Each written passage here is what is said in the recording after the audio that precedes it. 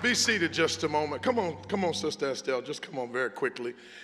Many of you know Sister Estell Washington. She's a new member at Crossroads Baptist Church. We've been praying for her for a long time.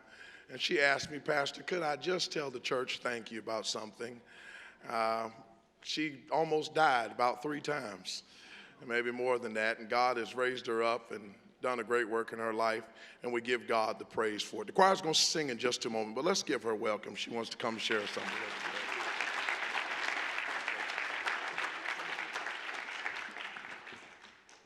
Good morning, church, and Merry Christmas to everyone. My name is Estell Washington, for those of you who may not know me, but what I've found about Crossroads Baptist Church, people will know you when you don't realize they do. When I joined the church, many people came up to me and said, "We've been praying for you," or "I've been praying for you."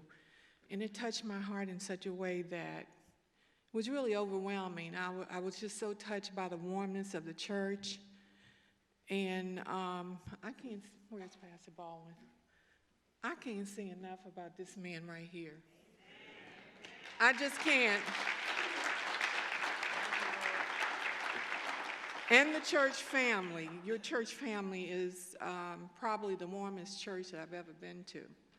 So I'm just going to give you a little brief history about what has happened and how I came about to come to the church. And I'll be brief, Pastor.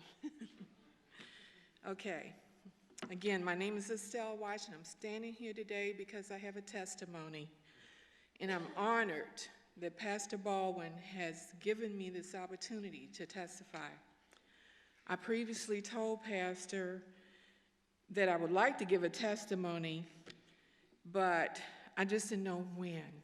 I didn't know if I could stand up and do it without breaking down. But this week, yesterday, matter of fact, was my birthday. I had a beautiful celebration dinner with my immediate family. And all this week, God's Spirit has led me and told me this is the right time to do it. He has allowed me to live another year. And let me tell you, it wasn't an easy year.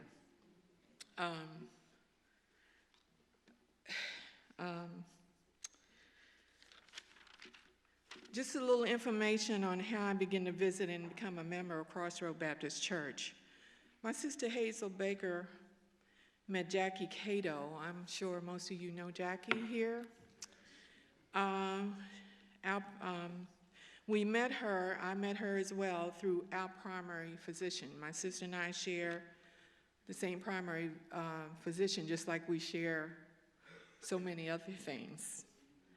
And we met Jackie there. She invited us to this church to see a play. So it was a Christmas play, and we came and we saw the play, we enjoyed it. But at that time, I belonged to another local church here in the area. My sister and I both did. And we were still attending that church, but during that time, I had kind of slacked off of going to church. I started having a lot of physical problems.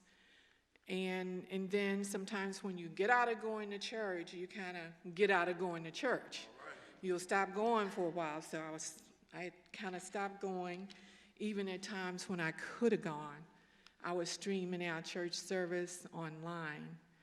And but I knew in my heart that I had to get back to church.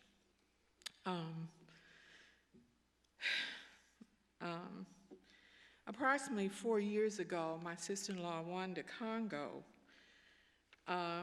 she had been attending here, and she was so excited about the church. She was so excited about Pastor Baldwin. She couldn't say enough good things about his father as well, the whole church. And I loved that enthusiasm and joy that she had. And I said, I'm going to have to attend. I'm just going to have to do that. So I said, I'm going to go with you one Sunday. I'd been there for a play, but I had not come to a service before.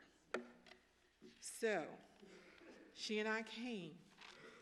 And the Sunday that we came, it was the Sunday that Pastor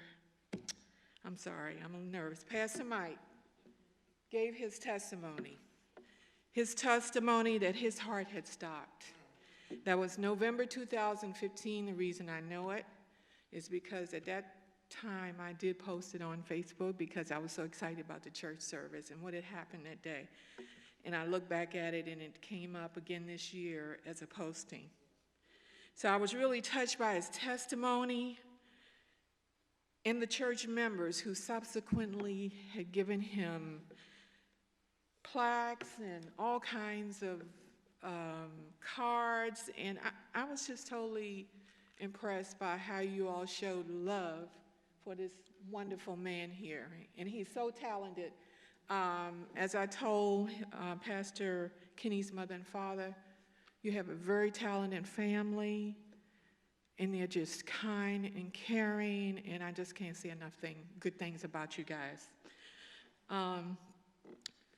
Subsequently after that, I began to experience severe colon flare-ups with one flare-up after another. After much contemplation, I made a decision to have surgery in January 2019.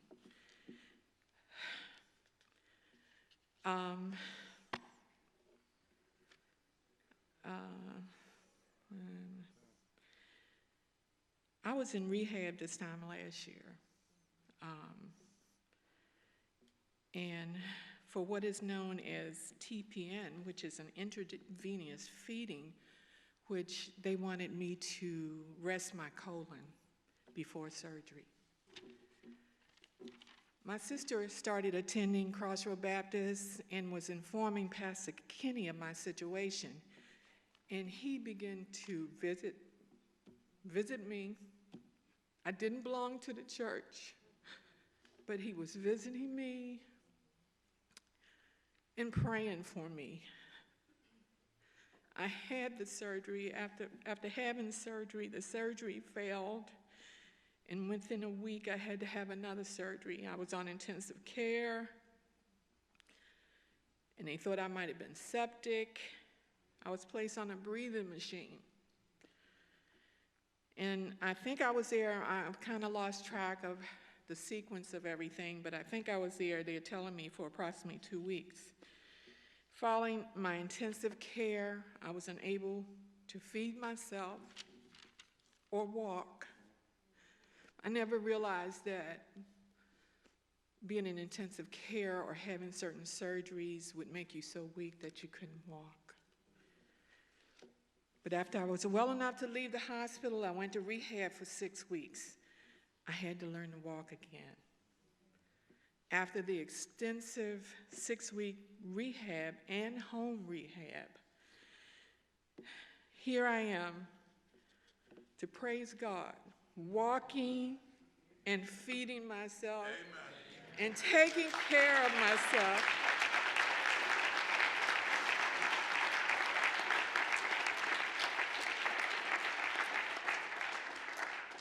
I could not have done it without God. He listened to me, he heard my cries, and he delivered me out of Satan's hand of sickness.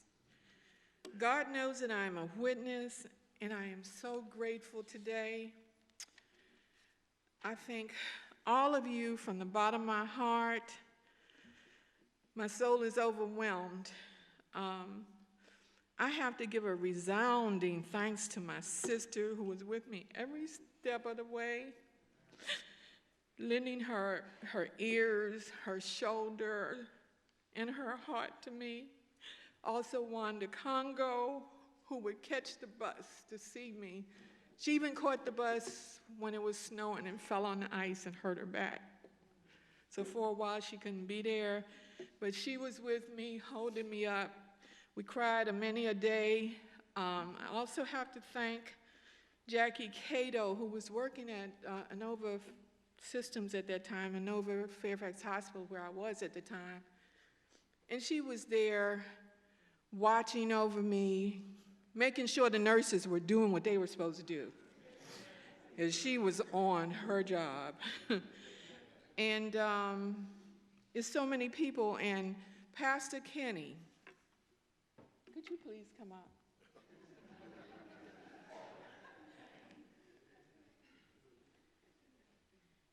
This man was here for me when I wasn't even a member, didn't really know me, but he knew my sister, and she was informing him of what was going on with me. And I thank you from the bottom of my heart.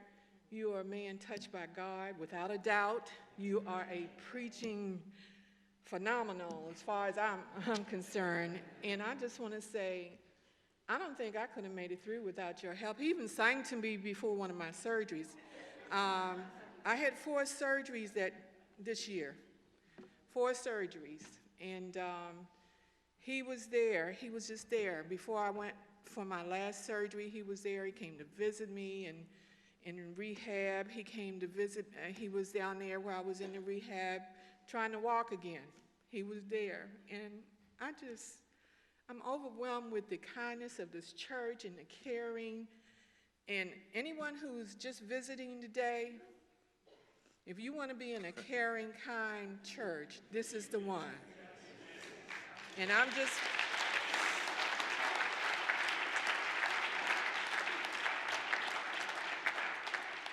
just here to say that I'm overwhelmed and I'm beyond grateful to this church for people who have come up to me telling me they prayed for me and I don't know them. Forgive me, I may not know your name, but I'm going to learn your names, okay? And I just want to say I appreciate this church. I appreciate you and your wife, your mother and father and your family, and I love all of you. Thank you so much.